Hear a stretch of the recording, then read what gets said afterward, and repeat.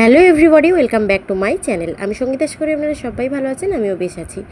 তবে আমরা কিন্তু আজ বেরিয়েছি সোনাইয়ের বান্ধবী, বলতে পারো আমারও একজন নতুন বান্ধবী, আবার বলতে পারো সোনাইয়ের পাপারও একটা নতুন বন্ধুর বাড়ি। সবটাই কিন্তু পরিচয় সোনাইয়ের কারণেই। সেই সূত্রেই আজ অজানা এক বন্ধুর বাড়ি। আবার সেইখান থেকে যাব গোপীনাথের মন্দিরে।